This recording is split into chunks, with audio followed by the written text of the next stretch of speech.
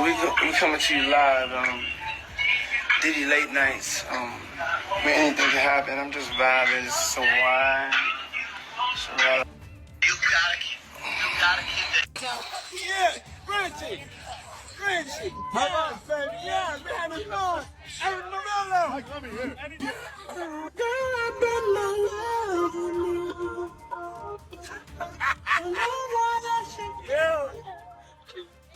What?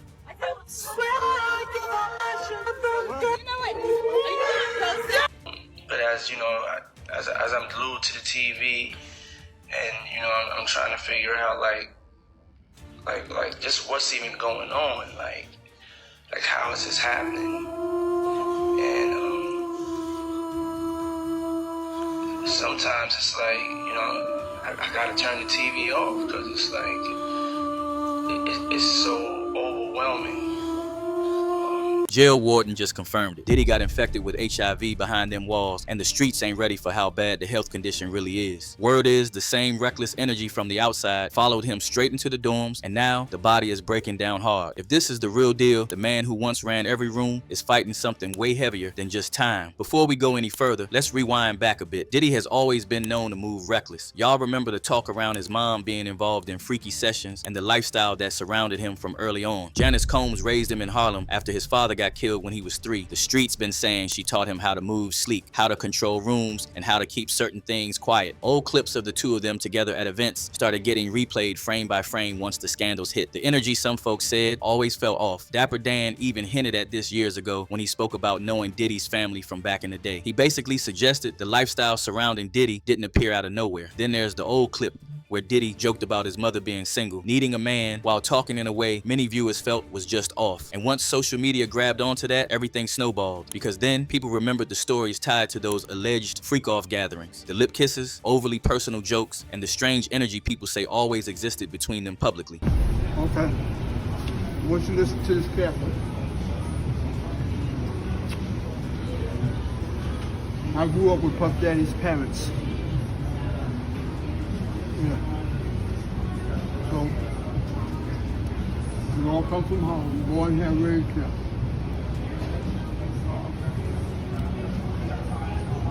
No matter what happens in the culture, it didn't just start. All right? No matter what happens in the culture, it didn't start, just start. Mom's is gorgeous. Well, let me introduce you to my mom, called Mom Dukes. Hi. She's getting a drip with me. She's hydrating.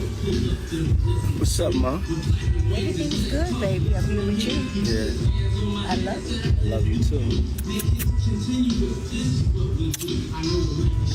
My baby. Fast forward, Diddy got locked up for those arranged companionship transportation charges. And word on the street is he been moving with the same reckless energy inside the walls. Now the jail warden is confirming the health condition that followed him in. After the federal charges, Diddy first sat at the Metropolitan Detention Center in Brooklyn. That place runs on chaos, thick walls, lights that barely cut off, overcrowding that keeps tension high every hour. High-profile names have passed through, but none of them walked in carrying the history he did. Insiders describe the unit packed tight with about 20 other men in open dorm-style living. No private cells, thin mattresses on twin beds with no pillows, communal bathrooms with nothing but thin curtains for cover, head counts all day, early wake-ups, every move watched, every call monitored. Well, I'm outside the federal court building here in New York City, where P. Diddy has just been sentenced to 50 months in prison. So that's 4 years and 2 months in prison. He'll also have to serve 5 years of supervised release and pay a fine of $500,000, and that's related to his related offences that he was found guilty of at trial a couple of months ago. Offences relating to his freak-offs, or hotel nights as he called them, with his former girlfriends and male escorts. We heard from the music mogul for the first time today. He addressed the court pleading with the judge for mercy, to give him a second chance, apologising to his victims and describing his actions as disgusting, shameful and sick. But I got the chance to come home from MDC, so the things that I experienced are fresh. You know, I didn't forget them. And I would always say, because, man, like, It's nothing that I've ever experienced before. I've experienced being in a cell on lockdown and not being fed. I've experienced where they cut the air off and we're in there as 2 grown men. You know, our cells are basically a bathroom. They go to PC, a lot of them, because they know if you go out there, they're going to kill you. Everybody have a knife. When you first get there, when I first got to the USP, the first thing they hint me when I came out there, he said, "Hey, what's up, Trav?" He's like, "Man, look, come on in my room, bro." I said, "What's up, man? Keep this knife on you. Everybody got one." He said, "Boy, this is your driver's license right here. Keep this knife on you." Is that considered a shank? No, a knife. A real knife? Real knife. Where y'all get real knives from? The police officer bring them in. Power still flexed though. Streets say he was buying other inmates' privileges just to stretch those 15-minute phone limits, running 3 ways, staying connected outside the approved circle. But none of that stopped the environment from staying hostile. The transfer to Fort Dix was supposed to lower the temperature, lower security, more movement, a chance to keep a lower profile. The reality hit different. The same dorm setup, constant vigilance, and forced interactions with men who already knew the name and the stories that came with it. Small perks existed: air hockey, a gym, board games, TVs, a microwave, tablets from the commissary. None of it erased the weight of living in a space where privacy is a joke and one wrong look can turn physical. The jail warden's confirmation of the HIV diagnosis did not begin out of nowhere. Folks remember those earlier court appearances before he got the full sentence, which told part of the story. Now he's in jail, he looking thinner, grayer. Drain looked at early talk, blamed on missing the private chef lifestyle. Then the food trays started making rounds in the whispers. Maggot-infested meals floating through the system. Inmates refusing to eat rather than risk what sat on the plate. Appetite gone, but the streets pushed past diet talk real quick. That's why he wanted to get out, you know, so bad. But I think that they're gonna railroad Diddy. Do I think that there are maggots in the food? I mean, I won't trust anything when you of the stature of Diddy.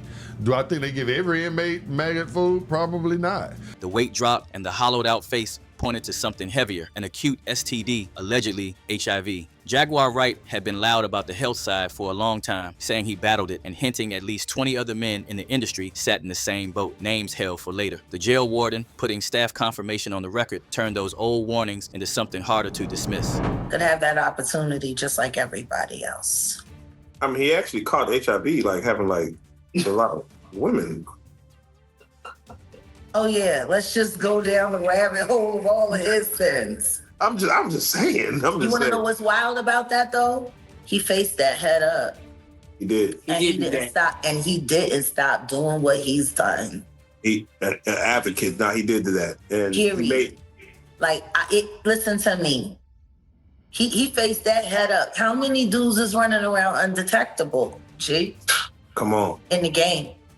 Man. Because I could tell you 20 right now that I could rattle off names. The pattern that put him there is not new. For years, the streets talked about the down-low lifestyle, male escorts, secret flights, shut-door parties, freak-off events where boundaries disappeared and protection never made the guest list. Federal raids turned up nearly 1,000 bottles of baby oil and nothing that looked like safety measures, just the vibe and the risk. Phil Pines, a former assistant, exposed that stacks of substances got requested before the events. Male escorts who worked those sessions described the level of control: candles, veils, oil, a man pacing and orchestrating every moment in hotel suites that cost more per night than most people make in a year. After the first few, it became mandatory to go raw. Rules were strict. You could not leave until it went down exactly like that. That same energy followed him into the federal system. A former assistant to Sean Diddy Combs speaking out in a new interview with new allegations about wild parties and drug use. A laundry list of items that included lights, alcohol, marijuana, ketamine.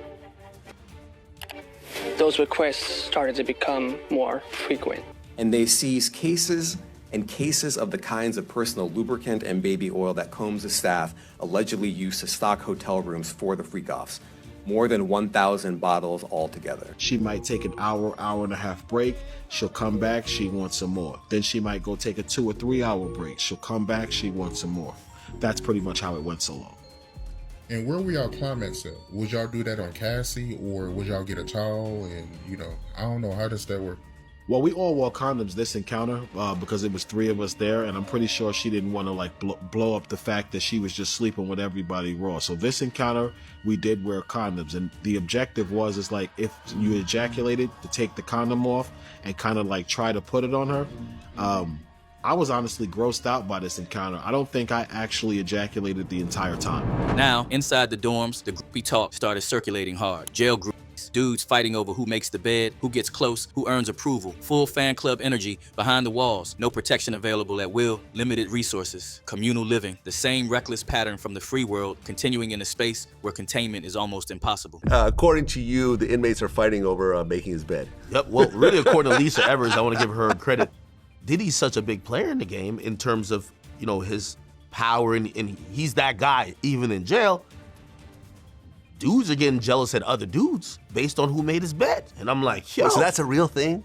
Yeah. People are actually making his bed? Yeah. Staff confirmation of an outbreak linked to the activity only poured fuel on the fire. Multiple women from the old circle had already come forward talking herpes after contacted with people connected to those parties. If something that spreads that easy made it through the free world sessions, the heavier diagnosis inside a dorm setting becomes harder to write off. The streets are connecting every piece in real time. One side saying the virus talk explains the drain look better than any maggot tray. Another side pointing at the groupie energy and asking how long an outbreak stays contained in a dorm setting. Some believe Diddy's mom, Janice Combs, groomed Diddy into what he's become today. Others focused on how the same lifestyle that built the empire is now the same lifestyle eating the body from the inside. The man who once controlled every room now sits under constant watch, dealing with health reports. The facility itself is tracking. He's competing for access and a diagnosis that followed him through the gates. The online community been really loud. One user blows hot. A bad mother can destroy a village. Another wrote, who kisses their mom in the mouth like that? Weirdo. Yet another said, geez, the Freak Offs reunion show. Then another commenter wrote, at this point, I need all Diddy's S-workers to come forth and tell us everything that's happening. At the end of the day, the street is watching. The DL rumors, the male groupies, the prison chaos, it's all a continuation of a lifestyle that's been running for decades. But here's the real question. How deep does this rabbit hole go? Who else is caught up in Diddy's orbit? What else is sitting in those staff reports that has not fully hit the streets yet? And if the jail warden is confirming the HIV infection and the serious condition, how much longer before the body gives out under the weight of everything that followed him in? Drop your thoughts in the comments, cause Diddy's whole circle looking messy. And don't forget to like, subscribe, and check out our next video on the end screen.